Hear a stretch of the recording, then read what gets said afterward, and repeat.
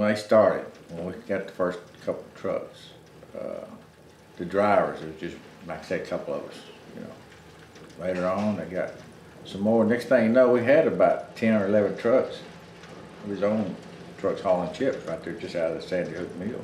Now back then we worked every day. I mean, come New Year's Day we worked. You know, we didn't have paid holidays back then. We was off Christmas, but other than that, we worked every day, you know. And so I was going to go home for Thanksgiving. Okay, go back to Dallas, and got Mr. Lloyd, told him what I wanted to do. He said, "Yeah, that'd be fine. That'd be fine." Well, back then we got paid on Fridays, you know. So we worked Friday, the day after Thanksgiving, all the time. Okay. And so Mr. Lloyd, one day, I told myself I was going to go. So before I was going to leave that Wednesday afternoon, you know, and he stopped me, you know, before I left. You know, he said, "Mickey," I said, "Yes, sir." He said, "Now look," he says,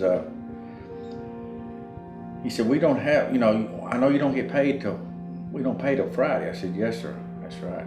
And so he all of a sudden he just started reaching his billfold, pulled his billfold out of his pocket. He said, "Look, you need some money to make your trip on all right and everything." I said, No, Mr. Lloyd, I'm good, you know." He said, "Well," I said, I got it, because like I said, you know, you're not gonna get paid. You know, everybody don't get paid till Friday." I said, "I'm good. I got plenty." He said, "I don't need nothing." He said, "Okay." And that there meant a lot to me, you know, because it showed me, he cared about me.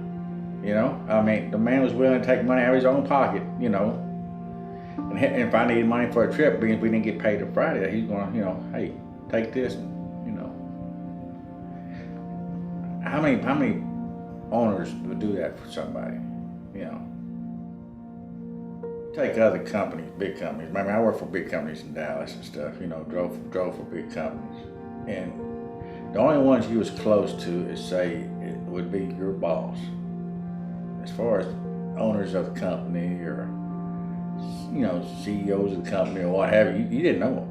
But here, Jones is totally different. You know, you're part of them. That's the whole thing.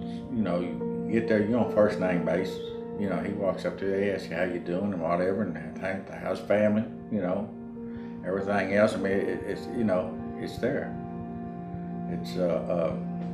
It's always been that way. And it hasn't changed. I mean, things like that. I mean, it's gone from Mr. Lloyd to Mr. Brett the same way, and now Jonathan, he's exactly the same way. If he can help an employee out, you know, to what he can do, he would do it. And they've always been that way. And that don't matter who you are. I am one of Jones.